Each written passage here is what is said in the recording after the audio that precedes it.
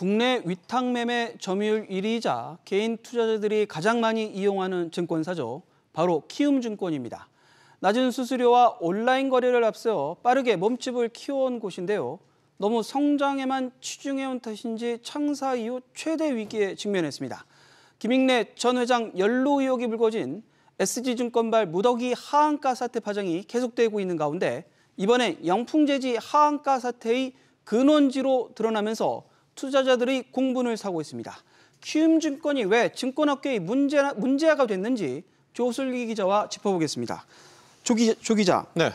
키움이 어쩌다가 주가 조작 사태에 재차 연루된 건가요? 일단 이달 중순이었죠. 지난주 목요일, 지난 18일 발생한 영풍재지 하한가 사태가 직접적인 도화선이 됐습니다. 주가 차트를 좀 보시면서 설명드리겠습니다. 1년 전 불과 2,000원대, 또 그리고 보시는 것처럼 5,000원대였던 주가가 올해 5만 원대까지 20배 가까이 뛰었습니다. 증권가에서 우량주로 주목받아온 이 제지회사로 평가받아왔는데요. 그랬던 회사 주식이 하루아침에 하한가로 곤두박질 친 겁니다. 모회사 대한금속도 이날 곧바로 하한가로 추락했습니다. 개장 후 30여 분 만에 두 종목이 나란히 하한가로 떨어졌습니다. 그런데 나중에 알고 봤더니 주가 조작 일당 4명이 체포되면서 벌어진 일인데요. 일당이 붙잡히면서 같이 주가 조작을 해온 세력들이 갖고 있던 주식들을 한꺼번에 매물로 쏟아낸 겁니다. 영풍재지 시가총액 6,700억 원이 이날 단 하루 만에 허공으로 날아갔고 주식은 곧바로 거래 정지됐습니다. 그로부터 이틀 뒤인 키움증권에서 금요일 장 마감 이후 저녁 7시 초쯤에 공시 하나가 슬그머니 올라옵니다.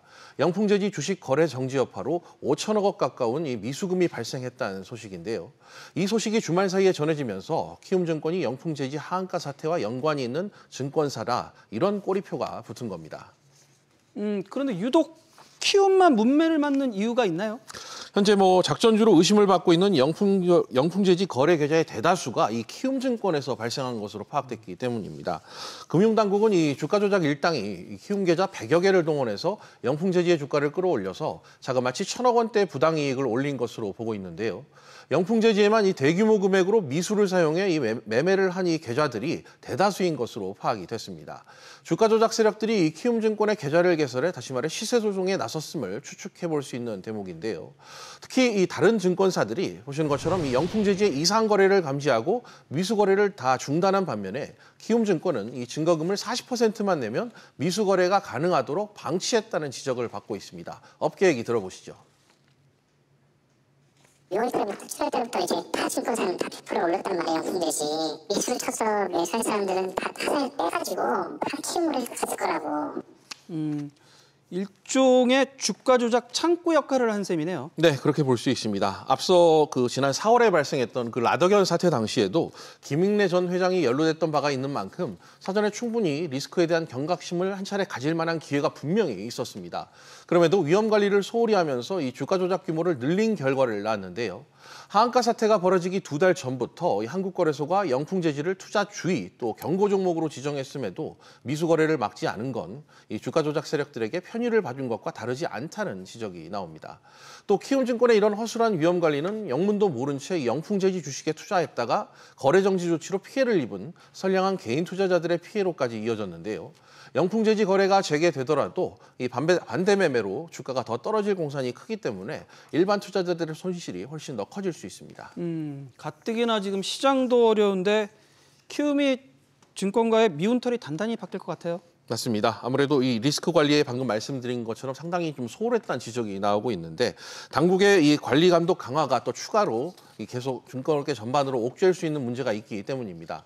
증권사마다 이 급등주를 중심으로 지금 미수 거래를 속속 차단하면서 자신들에게 또 혹시 모를 불똥이 튀지 않을까 증권가가 납작 엎드린 그런 모양새입니다.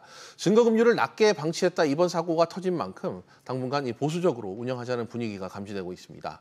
또 이번 사태가 증권사의 위험 관리 역량에 의구심을 분명히 키운 측면이 있고 투자자 신뢰도도 추락하면서 이 증권사를 향한 불신이 커질까 업계는 우려하고 있습니다.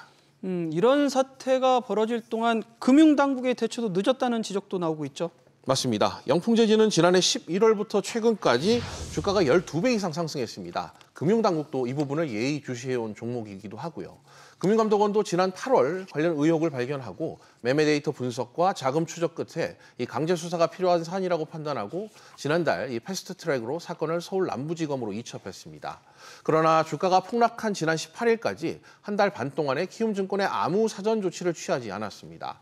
만약 그 해당 증권사의 위험을 당국이 고지했더라면 하한가 사태 재발을 막을 수 있었을 거라고 개인 투자자들은 항변하고 있습니다. 전문가 이야기 들어보시죠.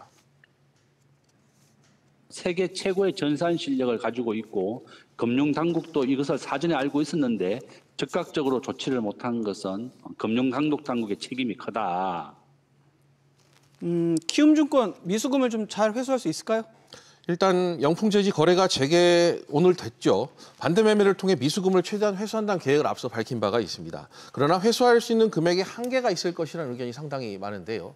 반대 매매를 하더라도 이 지속적으로 하한가가 발생하면 회수 금액이 그만큼 줄어들 수 있기 때문입니다. 키움 측이 밝힌 미수금 규모의 이 평균 변제율 30에서 50%를 적용했을 때 최대 손실 규모가 1,900억 원, 하한가가 사흘째 이어지면 또 2,000억 원, 닷새 연속 이어지면 최대 3,500억 원의 손실이 불가피하다고 증권가에서는 분석을 내놓고 있습니다. 다만 지난 4월 발생한 이 CFD 관련 손실 800억 원도 아직까지 회수하지 못한 점을 감안했을 때 회수 기간은 상당히 더 길어질 것으로 보입니다.